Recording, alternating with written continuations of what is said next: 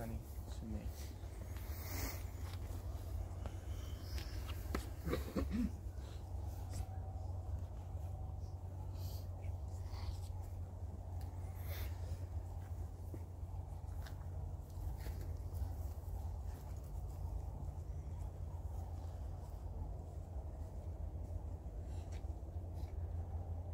Ek gaan vir ons lees uit die evangelie van Matteus, Matteus 28, waar ons nou staan by 'n oop graf, is deel van die hoop wat ons kan ontvang in hierdie tyd, is dat daar 'n ander graf is wat ook oop is. Dis die graf van Jesus Christus. En ons kan nou staan by die graf van iemand wat gesterf het, maar ons weet dat Jesus opgestaan het uit die dood. Sy graf het oopgegaan en hy het uitgestap. En omdat hy opgestaan het, kan ons weet dat ons ook eendag sal opstaan as ons in hom glo. En so is dit ook met hierdie graf waar ons staan vandag. Hierdie is nie die einde nie, hierdie is maar net die begin. Waar ons haar vandag in die grond sit, sal sy eendag weer opstaan, omdat Jesus opgestaan het uit die dood. En ek lees vir ons van daardie opstanding, die opstanding van ons Here Jesus Christus. En laat na die Sabbat, toe dit begin lig word, teen die eerste dag van die week, kom Maria Magdalena en die ander Maria om na die graf te gaan kyk. En daar kom 'n groot aardbewing, want 'n engel van die Here het uit die hemel neergedaal en gekom en die steen van die opening weggerol en daarop gaan sit. En sy gedaante was soos weerlig en sy kleding wit soos sneeu. En hy het vrees vir hom met die wagte gebewe en soos dooies geword. Maar die engel antwoord en sê vir die vroue, moenie vrees nie, want ek weet julle soek Jesus wat gekruisig is. Hy is nie hier nie, want hy het opgestaan soos hy gesê het. Kom kyk na die plek waar die Here gelê het, en gaan haastig, sê vir sy disippels, hy het opgestaan uit die dode, en gaan voor julle uit na Galilea. Daar sal julle hom sien. Kyk, ek het julle dit gesê.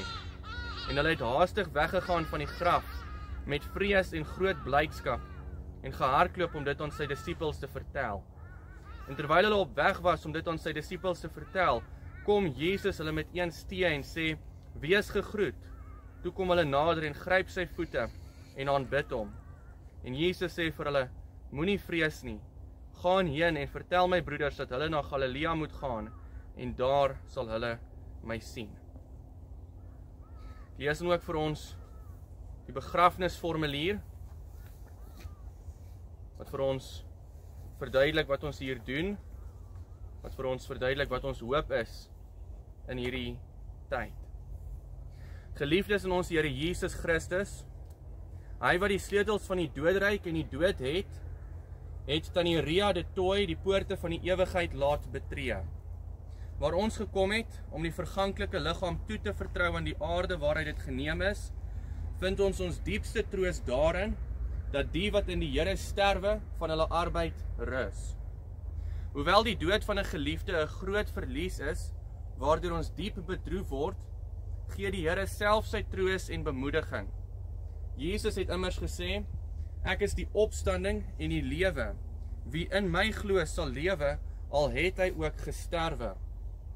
Deur sy opstanding het Jesus die dood oorwin. Daarom kan die gelowige uitroep, dood, waar is jou angel? Doderyk, waar is jou oorwinning? Want as ons glo dat die Here Jesus gesterwe en opgestaan het, dan sal God ons so die wat in Jesus ontslaap het, saam met hom bring. Daarom treur ons nie soos mense sonder hoop nie. Ons glo dat die ontslape gelowiges hulle voor die troon van God bevind en hom dag en nag in sy tempel dien. En hy wat op die troon sit, sal by hulle bly. Hulle sal nie meer honger en nie meer dors hê nie, en nooit sal die son of enige hitte op hulle val nie. Want Christus, die lam vir ons geslag, sal as ewige herder hulle laat wei en hulle na lewende waterfonteine lei. En God sal al die trane van hulle oë afvee. En eendag, wanneer Christus sigbaar met die wolke kom, sal ook hierdie liggaam in onverganklikheid opgewek en met die siel herenig word, om vir ewig saam met die Here te woon. Omdat net Christus so 'n oortreffelike toekomsverwagting aan ons kan bied, boonop onverdiend, uit genade alleen, laat ons ons opnuut aan hom toewy en met volharding deur die krag van die Heilige Gees, met die oog gefestig op Christus, die wedloop wat voor ons lê, enduit voltooi. Laat ons vandag hier van die graf af weggaan, met die oorwinningswoorde van Romeine 14 vers 8 in ons hart en op ons lippe. Want as ons lewe, leef ons tot eer van die Here.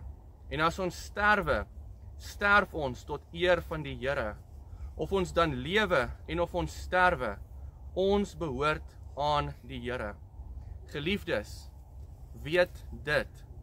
Niks sal ons kan skei van die liefde van God, wat daar in Christus Jesus ons Here is nie. In alles gee ons die eer aan God. Aan hom behoort die koninkryk en die krag en die heerlikheid tot in ewigheid. Amen.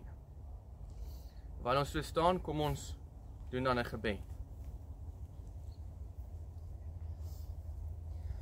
Onse almagtige hemelse Vader, U het in U goeie tyd dit beskik dat Tannie Ria gebore mag word. Deur die baie jare van haar lewe was U altyd aan haar sy. U het met haar 'n pad gestap. U het haar deur Jesus Christus gered, haar sondes vergewe, U Gees uitgegiet in haar hart, sodat sy U mag ken, U mag dien en U mag aanbid. En U het ook in U goeie tyd haar nou kom wegneem van ons, sodat sy by U in die hemel mag wees. Ons weet, sy het nou geen smarte nie, sy het nou geen trane nie, sy het nou geen pyn meer oor nie. Sy is waar ons ook eendag sal wees, aan U sy. En ons weet ook, U sal hierdie sterflike liggaam eendag in heerlikheid opwek. Die siel sal met die liggaam herenig word en sy, saam met ons, sal 'n ewigheid leef op die nuwe aarde in U teenwoordigheid. Ons bid dat U ons elkeen sal troos in hierdie tyd. Ons is baie hartseer, o Here, U weet dit. U ken elke traan wat ons stort. Daar is 'n groot gat wat aan die Ria agterlaat. Maar ons vra dat U vir ons die troos sal gee wat net U het. Die troos van U heilige, heerlike, goddelike liefde. Staan elkeen van ons by, o Vader, nie omdat ons dit enigstens verdien nie, maar ter wille van Jesus Christus. Amen. Ons gaan nou die kus laat sak, terwyl ek vir ons die apostoliese geloofsbelijdenis lees. Hierdie is die geloofsbelijdenis van die ganse Christelike kerk. Elke gelowige leef onder hierdie geloofsbelijdenis. En as ons sterf, is dit ook in hierdie belijdenis wat ons mag sterf. Soms gereed. Ja, goed. Ek glo in God die Vader, die Almagtige, die Skepper van hemel en aarde, en in Jesus Christus, sy eniggebore Seun, ons Here, wat ontvang is van die Heilige Gees, gebore uit die maagd Maria, wat gelei het onder Pontius Pilatus, gekruisig, gestorwe en begrawe is, en ter helle neergedaal het, wat op die 3de dag weer opgestaan het uit die dode, opgevaar het na die hemel, en sit aan die regterhand van God, die Almagtige Vader, van waar hy sal kom om te oordeel die lewende en die dode. Ek glo in die Heilige Gees. Ek glo aan 'n heilige, algemene Christelike kerk, die gemeenskap van die heiliges, die vergifnis van sondes, die wederopstanding van die vlees en 'n ewige lewe. Amen.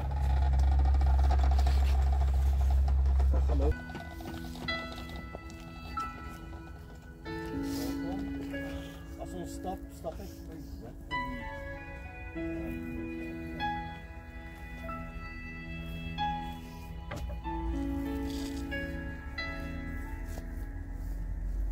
Ons Vader wat woon in die hemel, geheilig sy U naam. Laat U rijk kom, U wil geskied, soos in die hemel, so ook vriende om te volg asseblief. Gee ons vandag ons dagse brood en vergewe al ons skulde, net soos ons vergewe die wat teen ons sonde.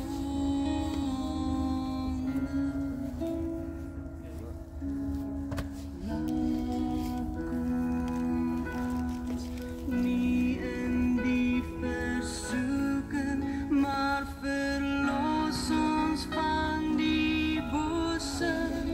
Van U is die rijk en die sterkte en die ere, verewig en ewig.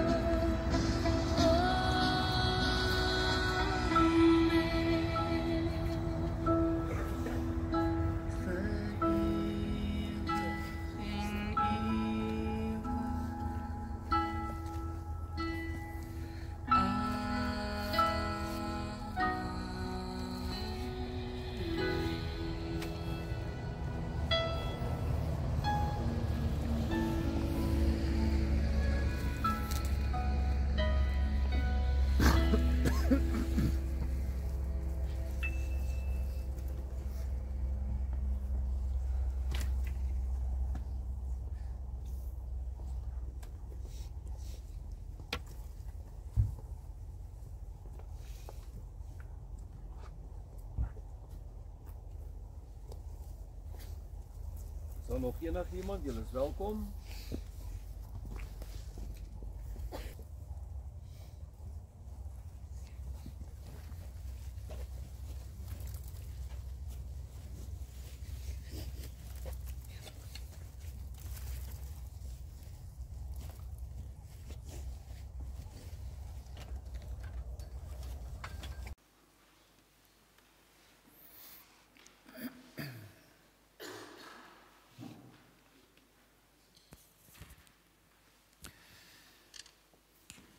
Geliefdes, kom ons word stil voor die Here sodat ons deur hom getroos kan word.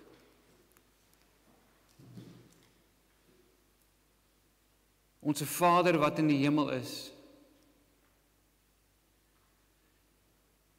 ons roep U naam aan want dit is hoe ons Here ons geleer het om te bid. Onse Vader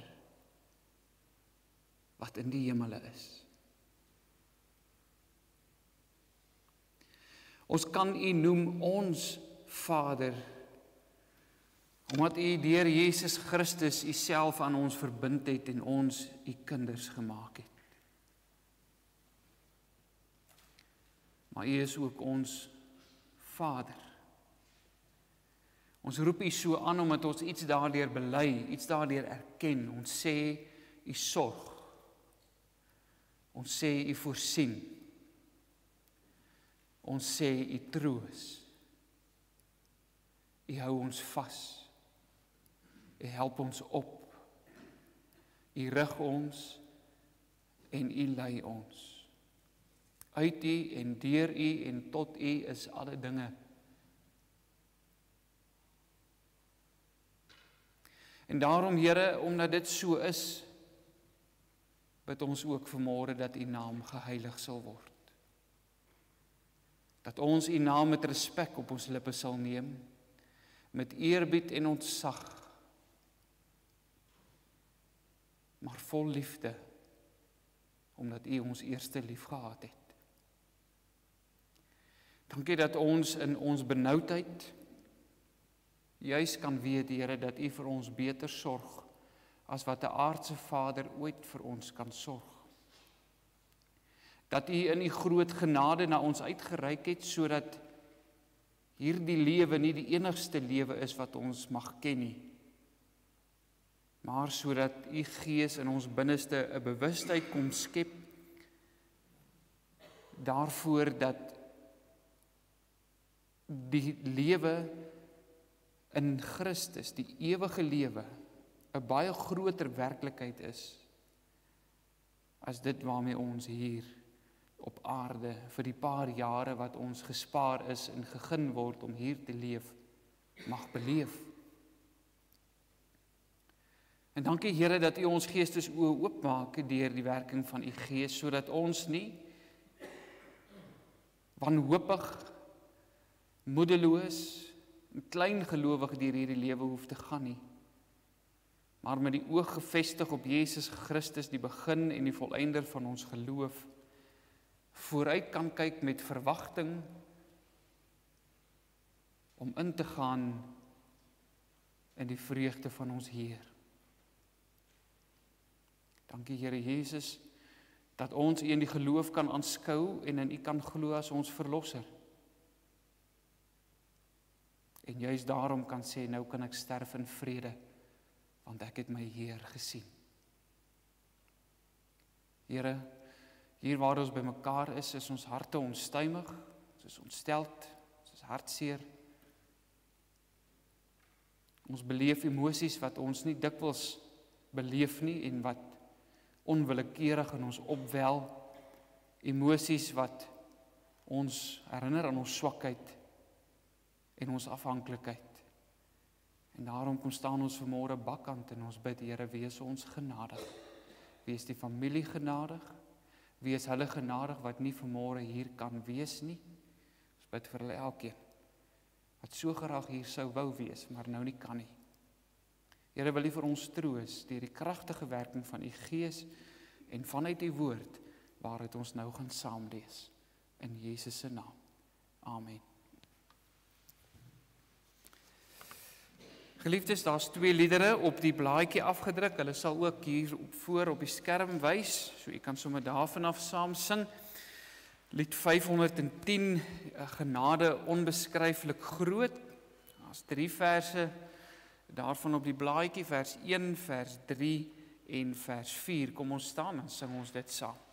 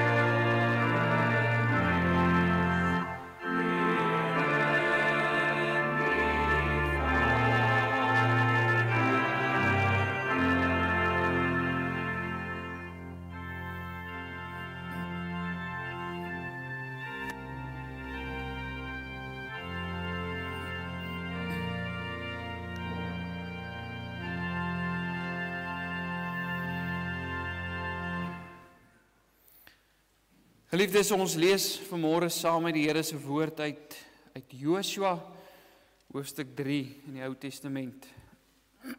Jy sal nou weet dat hierdie gedeelte, toe die volk by die Jordaanrivier aangekom het, uiteindelik deel van 'n lang geskiedenis is van Israel se uittog uit Egipte, hulle woestynlewe en hulle trek deur die woestyn en uiteindelik kom hulle by die beloofde land.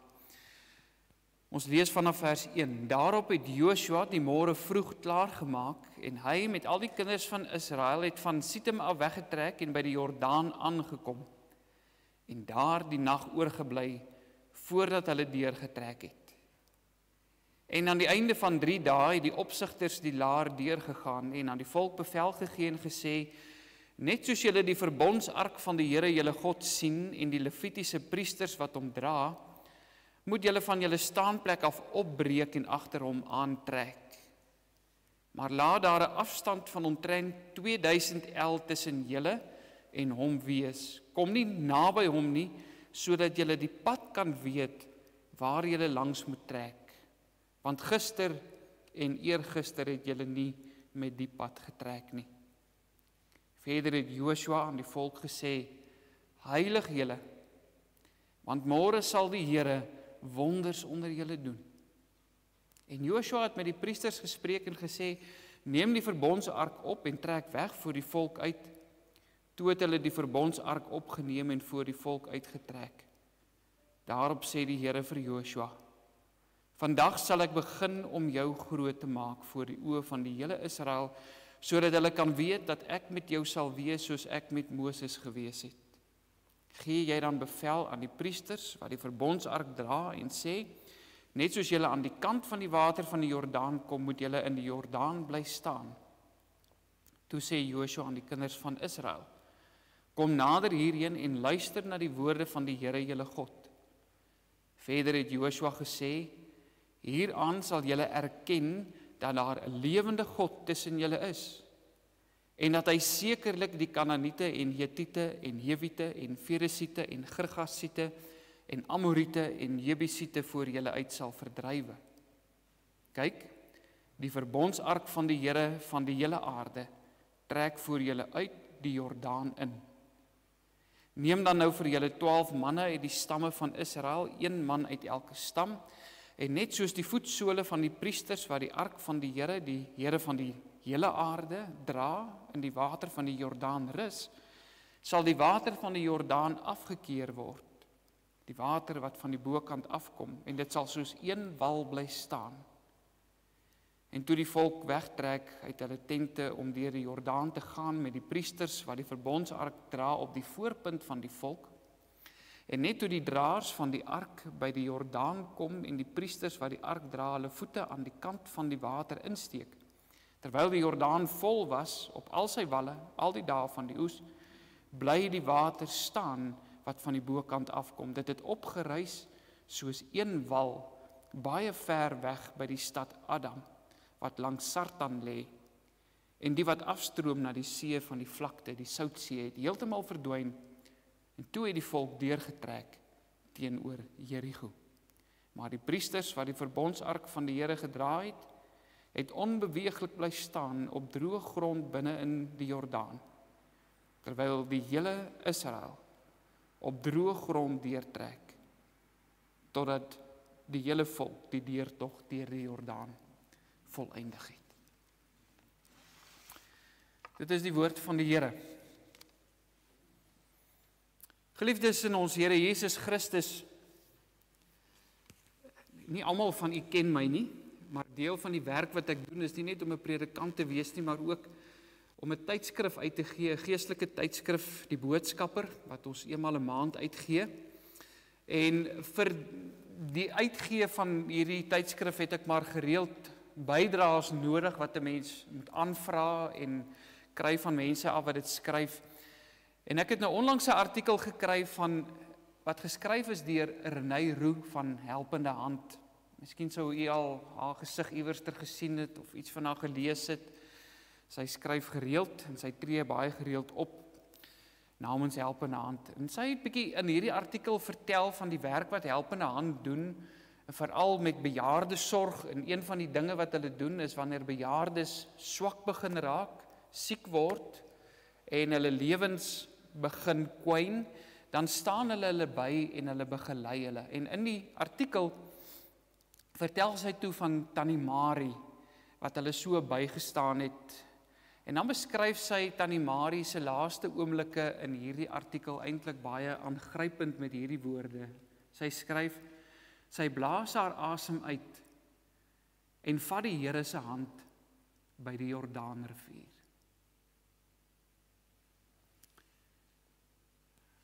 Ek het eers gewonder toe ek dit lees, moet ek dit nie dalk bietjie verander nie. Miskien na iets soos sy blaas haar asem uit en sy sterf in die Here. Maar hoe meer ek oor haar woordkeuse gedink het, hoe meer het ek besef, maar sy is heeltemal reg. Want dit is presies wat met ons gebeur wanneer ons sterf. Toe Tannie Ria Saterdag haar laaste asem uitgeblaas het die Here ook haar hand by die Jordaanrivier gevat en haar die beloofde land ingelei. Wanneer 'n mens Israel se geskiedenis lees, vanaf hulle verlossing uit Egipte uit tot by die intog in die beloofde land, dan lees 'n mens dit baie maklik net as 'n stuk Bybelse geskiedenis. 'n Historiese vertelling, 'n verhaal wat maar vir ons vertel hoe dat hulle uit Egipte uitgetrek het en uiteindelik in Israel gevestig het. Is die verhale waarmee ons groot word as kinders wanneer ons gereeld deur ons ouers uit die Bybel onderrig is. Maar as jy die Bybel mooi lees, broers en susters, dan kom jy baie gou agter dat hierdie stuk geskiedenis vir ons baie meer wil sê as om maar net vir ons die historiese agtergrond van Israel se ontstaansgeskiedenis as volk te gee. Dit sê dit ook, maar dit sê meer as dit. As jy die Nuwe Testament lees en hoor hoe dat die skrywers van die Nuwe Testament skryf oor Israel se verlossing uit Egipte uit, hoe hulle skryf oor die woestyntog en die intog in die beloofde land, en jy hoor hoe hulle dit interpreteer, dan kom jy agter dat hierdie hele stuk geskiedenis eintlik vir ons 'n prentjie gee van elke mens se verlossingspad. Die verlossing uit Egipte en die deurtog deur die Rooi See was as ware die wedergeboorte van die volk, die doopgeleentheid. Petrus noem dit so, Petrus noem dit, en hy gebruik die deurtog deur die Rooi See. Hy sê dit is waar die volk gedoop is. In Egipte moes hulle die paaslam slag en die bloed van die paaslam aan die deurkosyne smeer, sodat hulle die verskrikking van die doodsengel kon vryspring. Die bloed van die lam beteken dis vir hulle lewe. En net so is dit met kinders van die Here. Dis die bloed van die paaslam, Jesus Christus, wat ons teen God se oordeel oor ons sondes beskerm. Hy lei ons uit slawerny uit, waar die sonde en die dood ons oorheers het en ons as slawe misbruik het, na 'n nuwe lewe van vryheid. 'n Vryheid wat hy vir ons definieer, want toe Israel by Sinaï aankom, toe gee God vir hulle sy wet en hy sê, nou dat julle vrygemaak is, gaan leef so as my vrygemaakte volk. So moet julle lewe as julle bevry is. Hierdie dinge behoort vir julle belangrik te wees. Hier is die grense vir julle vryheid. En daarna kom die woestynlewe. Die woestynlewe stel ons lewe as gelowiges hier op aarde voor. Maar ons moet een ding onthou, broers en susters, in Israel se geskiedenis was daar 2 geslagte wat in die woestyn was. Nie net 1 geslag nie. Of ons kan sê, dit verteenwoordig ook 2 groepe mense. Ons weet uit Israel se geskiedenis dat daar 'n hele geslag Israeliete was wat uiteindelik nie in die beloofde land ingetrek het nie. Omdat hulle, nadat hulle verlos is uit Egipte, teen God in opstand gekom het. Hulle het sy heerskappy oor hulle lewens verwerp. Hulle was ongehoorsaam aan sy wet, want as jy gehoorsaam is aan sy wet, dan wys jy, Here, U heers oor my, U is my koning. Ek doen wat U van my vra. Hulle wou nie. Hulle het ongeduldig geraak met die Here. Hulle het begin twyfel in die verlosser wat God vir hulle is en sy verlossingsplan wat hy vir hulle gehad het. En hulle het hulle rug op die Here gekeer. En uiteindelik is hulle deur God verwerp. En dit is die tweede geslag, die volgende geslag waarvan ons hier in Joshua 3 lees.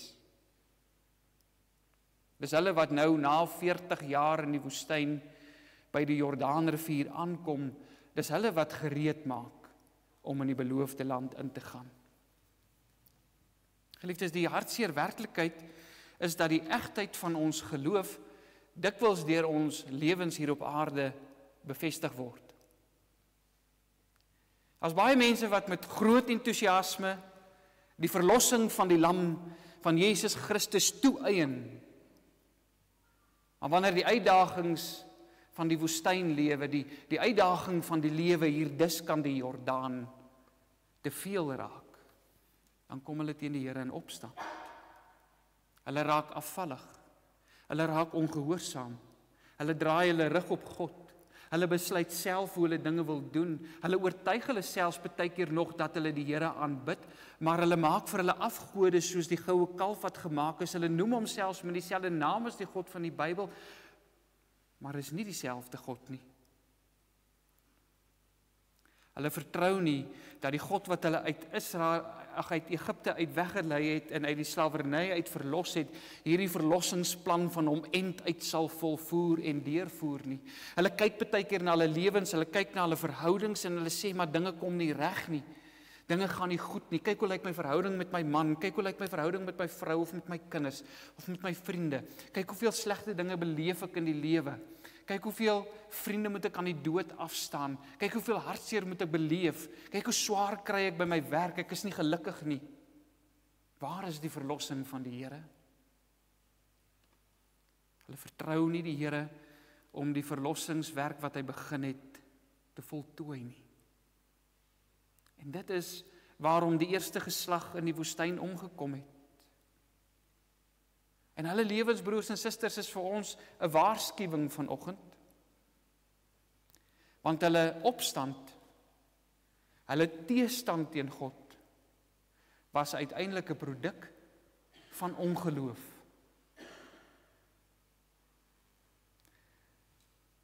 As jy nie God se verlossingsplan vertrou nie, dan sê die Bybel, gaan jy in die woestyn omkom. Die lewe van ware gelowiges is natuurlik ook 'n woestynlewe, want die tweede geslag was ook in die woestyn. Hulle het ook vir 40 jaar in die woestyn rondgeswerf. Ons is verlos van slawerny. Die bloed van die lam het ons van die dood bevry, maar ons is nog nie in die beloofde land nie. Ons is nog diskant die Jordaan. En hier gebeur daar ook met ons baie dinge wat ons baie keer ook wil 'n tou opgooi. Ons klein gelowig maak, ons moedeloos maak, ons negatief maak. Ons beleef die aanslae van die vyande, ons beleef dikwels honger en dors in ons siele. Ons voel soms so eensaam, so verlate. Daar's hartseer, daar's teestand, daar's pyn, daar's onsekerheid, daar's moedeloosheid, daar's sonde, daar's stryd. Dis nie maklik nie, want soos Farao se leer die Israeliete agtervolg het, probeer die vyand ons ook om elke hoek en draai keer om ons terug te kry onder sy beheer. Soos ons almal, broers en susters, het Ria ook hierdie woestynlewe geleef. Sy het ook hier diskant die Jordaan geleef. Maar sy was deel van die tweede geslag Israeliete. Die Heilige Gees het kragtig in haar gewerk, sodat sy altyd geleef het as iemand wat nie net die beloofde land in haar geestesoog gesien het nie, maar iemand wat na die beloofde land uitgesien het. Jy weet nie hoeveel keer het ek en Dominee Pieter in die laaste week of wat ons gereeld by haar was en met haar gesels het. Dan vra mens maar gereeld die vraag, staan jy reg? Sy sê ek is reg. Ek is reg. Die mooi van dit is, broers en susters, sy was so reg, Sy was bekommerd geweest oor elkeen wat nog disk aan die Jordaan was. Elkeen waar sy nie oorseker was of hulle deel van die eerste geslag of deel van die tweede geslag Israeliete was nie. Sy was by een besoek ontsteld geweest omdat een van die dokters wat vandag gewerk het, nie 'n kind van die Here was nie. Ten spyte van haar seer, ten spyte van haar eie swaar kry op daardie tyd. Sy het vertrou dat die goeie werk wat God in haar begin het, dat hy dit sal voltooi. Gedurende haar woestyntog was sy altyd daarvan bewus gewees dat haar verblyf in die woestyn maar net tydelik was. Al was dit 76 jaar lank, nou nie 40 jaar nie, 76 jaar lank. Hierdie lewe was nooit haar permanente woning nie. En enige iemand wat haar geken het en met haar te doen gehad het, sou dit geweet het. Daar was 'n ander wêreldsheid daarna gewees. Broers en susters, as ons vanoggend van haar afskeid neem, dan behoort dit ons opnuut oor ons eie woestyntog te laat besin. Hoe leef ons terwyl ons nog disk aan die Jordaan is? As ons moedeloos raak, as ons die vuis vir God gaan bal deur ons rug in ongehoorsaamheid op hom te keer, as ons moedeloos met hom raak en met sy planne vir ons en nie moed hou met sy verlossingsplan dat hy dit wat hy begin het in ons lewens sal voltooi nie, as ons sy heerskappy oor ons lewens verwerp, dan gaan ons in die woestyn sterf.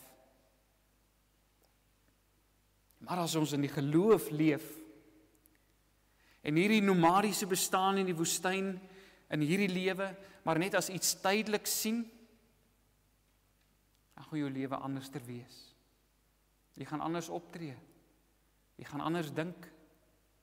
Ander dinge gaan vir jou belangrik wees. Jou kalender gaan anders ter lyk. Die mense by wie jy betrokke is, gaan iets in jou beleef wat nie van hierdie wêreld is nie. Ons gaan leef met die beloofde land in die oog. Ons gaan vreemdelinge en bywoners in hierdie wêreld wees. Altyd anders. Altyd anders as hulle wat woestynburgers is. Altyd 'n bietjie vreemd vir die wêreld. Heilig. Ons tentpenne gaan nooit te diep ingeslaan wees nie. Ons gaan in die geloof uitsien om uiteindelik by ons eintlike bestemming uitkom. Hier in Josua 3 lees ons dat die volk na 40 jaar se omswerwinge in die woestyn nou by die grens van die beloofde land aankom.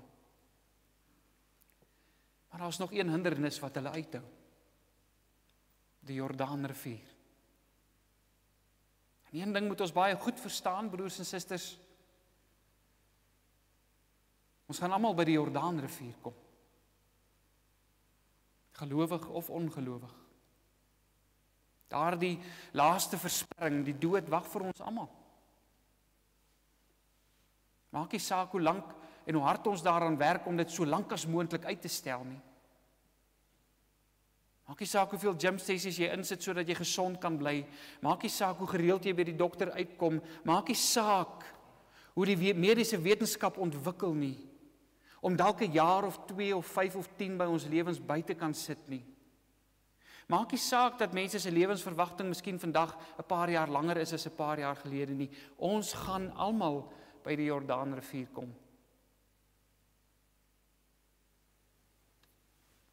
Die vraag is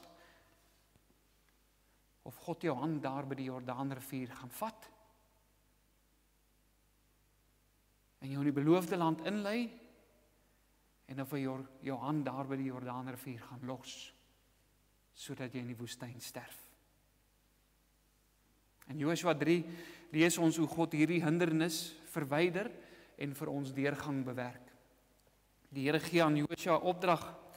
Hy sê kry die volk gereed, maak reg. want ek gaan julle inlei. En hy gee 'n paar belangrike voorskrifte vir hulle. Die priesters met die verbondsark sê hy moet vooruitgaan. En dan moet 1000 el tussen hulle en die eerste groep van die volk wees.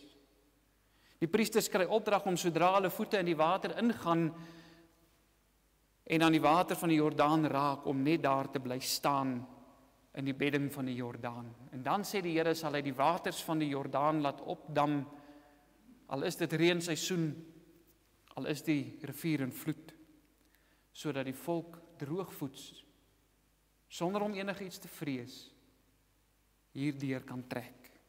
En hierdie is belangrike inligting, geliefdes. Die Here maak dit vir ons baie duidelik in hierdie gedeelte, dat hy die een is wat die deurgang na Kanaan bewerk. As hy nie self sorg vir 'n pad nie, dan is daar nie 'n pad nie.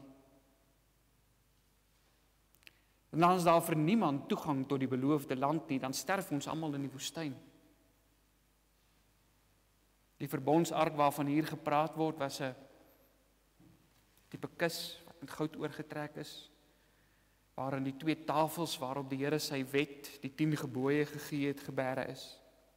Maar dit was 'n baie belangrike godsdienstige simbool vir Israel gewees. Dit het God se teenwoordigheid gesimboliseer vir die volk, uitgebeeld. Die Here het vir die volk iets tasbaar gegee om hulle te herinner, ek is by julle. Elke keer wanneer die volk hulle kamp opgebreek het om verder te trek, dan het die priesters met die verbondsark voorgestap. Elke keer wanneer hulle weer by 'n plek gekom het waar hulle kamp opgeslaan het, dan het hulle die tabernakel in die middel van die laar opgeslaan met die verbondsark in die allerheiligste wat gesien is as die woonplek van God.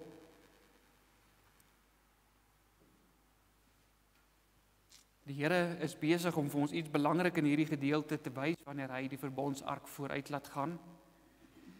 En as die priesters opdrag kry om in die bedding van die Jordaan stil te staan sodat die waters kan opdam.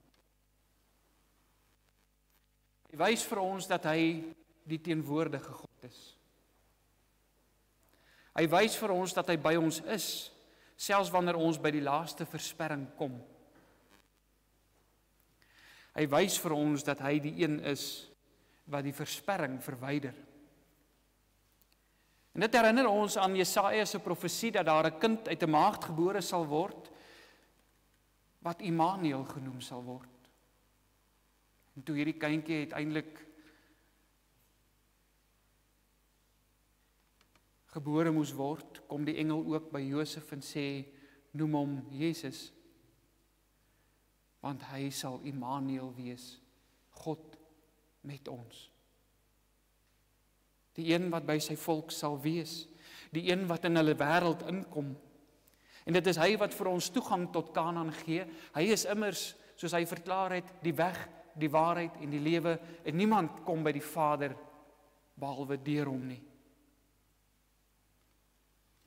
Hy het self in Johannes 11 vers 25 verklaar, ek is die opstanding en die lewe, wie in my glo, sal lewe, al het hy ook gesterwe. Hy is die een wat die dood oorwin. Deur sy teenwoordigheid word die waters van die Jordaan opgedam, sodat ons kan ingaan in die land van die belofte. In vers 5 gee die Here vir die volk 'n belangrike opdrag. Hy sê vir hulle, heilig julle, maak gereed, sonder julle af, en dit is wat heilig beteken, sonder jou af. Om hulle self te heilig was 'n daad van toewyding, broers en susters. Dit was 'n daad waardeur die volk met hulle optrede gesê het, ons vertrou U, Here. Ons glo U. Ons weet U gaan 'n wonder laat gebeur. Joshua sê vir die volk, heilig julle sodat julle die wonder van die Here kan sien gebeur voor julle oë. Die volk moet glo dat God die weg sal baan. Hulle moet hulle vertroue in hom stel. En toe hulle dit doen, het hulle gesien hoe dat God die waters van die Jordaan laat opdam sodat hulle kan deurtrek. Waarskynlik met Joshua aan die voortou van die 12 stamme. En ook Joshua se teenwoordigheid as leier van die volk in hierdie gedeelte is vir ons betekenisvol, geliefdes. In die Ou Testament kry ons baie figure wat ons skadubeelde van Jesus Christus noem. Nou, u weet hoe werk 'n skaduwee. As iemand om 'n draai kom, dan sien jy baie keer sy skaduwee nog voordat jy die persoon gesien het, maar as jy net na daardie persoon se skaduwee kyk, dan kan jy reeds baie dinge aflei van wie hierdie persoon is, hoe hierdie persoon is, hoe hy selfs lyk, is hy lank, is hy kort, is dit 'n man, is dit 'n vrou? Daar's baie dinge wat ons kan sien. En daarom gee die Here vir ons sulke skadubeelde in die Ou Testament, want hy was besig om sy volk gereed te maak vir die een wat sou kom. Vir die een wat uiteindelik die weg sou baan. Interessant genoeg was die Here Jesus, ons ken hom as Jesus, want dit is hoe sy Griekse naam geklink het, Jesus. Maar die Here Jesus het ook 'n Arameese of Hebreëse naam, Hebreëus en Aramees baie naby aan mekaar gehad.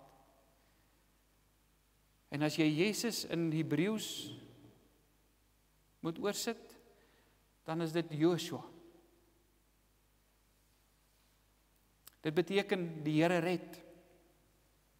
Wanneer Joshua dus die volk hier voorberei en hulle uiteindelik aan die hand deur die Jordaan lei, dan verteenwoordig hy Christus. Moses, wat die wet verteenwoordig, sterf in die woestyn. Ons weet Moses is waarskynlik ook gered, want hy verskyn saam met die Here Jesus in die verheerliking op die berg in die Nuwe Testament. Maar Moses verteenwoordig 'n ou bedeling. Moses verteenwoordig 'n bedeling waar wetsonderhouding die ding was waardeur mense probeer het om toegang tot die beloofde land te kry.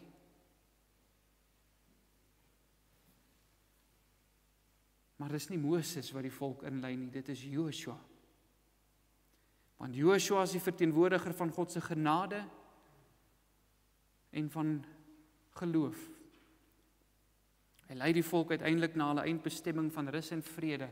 Hy lei hulle die land in, hy vernietig die vyand en hy verdeel die land volgens elkeen se erfdeel. En meer nog as wat Joshua gedoen het, geliefdes, het Christus gedoen. Hy word Jesus genoem, want dit is hy wat die volk van hulle sondes sal red, sê die engel. Hy is die een wat God se genade aan ons kom bewys. Hy is die een wat in ons plek, die wet van Moses onderhou het, sodat God rede het om ons toe te laat in die beloofde land. Hy is ons geregtigheid. Hy is die een wat ons vooruitgaan. Hy is die een wat die vyand verslaan het aan die kruis op Golgotha. Hy is die eersteling uit die dood, sodat elkeen wat in hom sterf, 'n erfdeel in die beloofde land kan hê. Hy is die een wat ons hand by die Jordaan kom vat en wat ons inlei, sodat ons waarlik rus kan hê. Verlede week het hy Taniria se hand by die Jordaan kom vat. En ook vir haar het hy die dood oopgekloof, die laaste versperring verwyder en haar Kanaan ingelei. Sy belofte is dat wanneer hy ons hand neem, niks en niemand ons uit sy hand sal kan ruk nie, of uit die hand van die Vader nie. Want wat sal ons skei van die liefde van God, wat daar in Christus Jesus ons Here is? Wie se hand in sy hand by die Jordaan is, sal sekerlik die land Kanaan sien en daar hulle permanente burgerskap opneem. Geliefdes, ons almal is vasgevang in 'n woestyntog van die lewe. En hierdie woestyntog herinner ons dat alles nie perfek is nie. Dit herinner ons dat die sondeval werklik was. En dat dit 'n hartseer en verwoestende invloed op hierdie wêreld het. Dit laat ons smag na 'n ander wêreld, 'n nuwe wêreld. 'n Wêreld waarin daar nie hartseer, droefheid, pyn, dood, siekte of gebrokenheid is nie. 'n Land wat oorloop van melk en honing. Lank voordat sy by die Jordaan aangekom het, het Taniria al in die krag van die Heilige Gees haar hand in Christus se hand geplaas. En toe sy by die waters van die Jordaan kom, het hy die waters vir haar gekloof. Hy het haar deur die dal van doodskaduwee gelei sodat sy tuis kan wees in die huis van die Here tot in lengte van dae. Broers en susters, moenie dat hierdie wêreld jou eindbestemming wees nie. Moenie wag totdat jy by die Jordaan kom nie, want jy gaan dalk vinniger daar opdaag as wat jy dink. As die Gees van die Here jou dring, vat dan nou al sy hand, en hy sal jou ook inlei in die beloofde land. Hy sal jou laat aansit teenoor jou teestanders, en jou beker sal oorloop. Amen.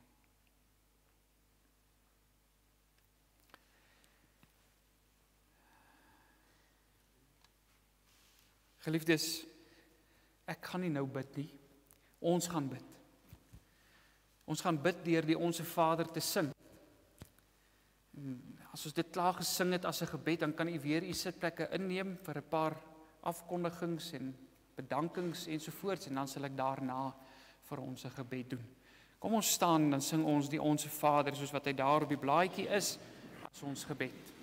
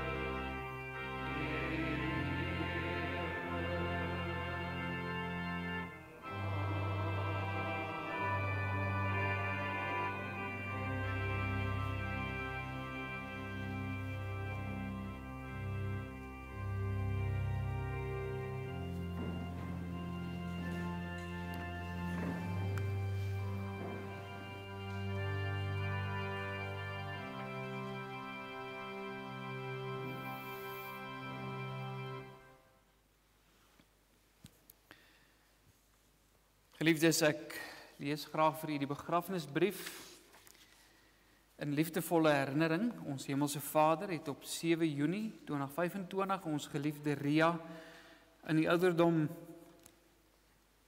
van 76 jaar tot hom geneem.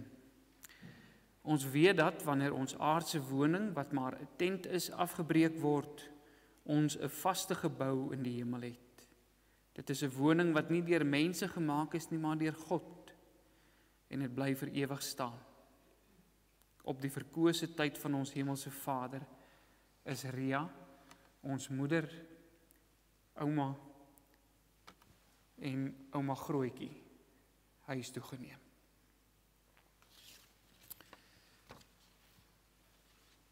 Vriende, ek lees vir u die bedankings namens die familie. Hulle opregte dank teenoor die volgende persone. As daar dalk iemand uitgelaat is, dis nie met opset nie, jy weet maar hoe dit gaan. Mense probeer aan almal dink. Mense het soveel waardering vir elkeen wat moeite doen om die telefoon op te tel of om 'n boodskap te stuur, en vir hulle almal, elkeen van u wat aan hulle gedink het en hulle bygestaan het op een of ander wyse, sê hulle baie dankie. Maar in die besonder vir Dr. Pieter Slabbert vir sy deernis en die respek waarmee hy ma behandel het, ook vir sy omgee en empatie vir ons as familie. Dit het 'n baie onsekere tyd draaglik gemaak. Hulle dank ook aan Pretoria Oos Hospitaal en die personeel daarvan ongevalle, saal 13 hoë sorg en intensief, is ma behandel met deernis en dan het baie waardering daarvoor. Hulle is baie dankbaar vir elkeen wat moeite gedoen het om vir Tannie Ria te kom besoek, om te bel, om boodskapies te stuur. Ons weet dat Tannie Ria nie altyd haar telefoon by haar mag gehad het nie, maar partykeer het sy hom maar so skelm by haar gehou, sodat sy daarom net van dit kon antwoord. Die familie se dank ook aan die predikante van Grootfontein vir hulle besoeke, en aan die susters van die AP Kerk hier by Grootfontein, baie dankie vir julle moeite vandag. Hulle het alles baie mooi gemaak hier, sodat ons ook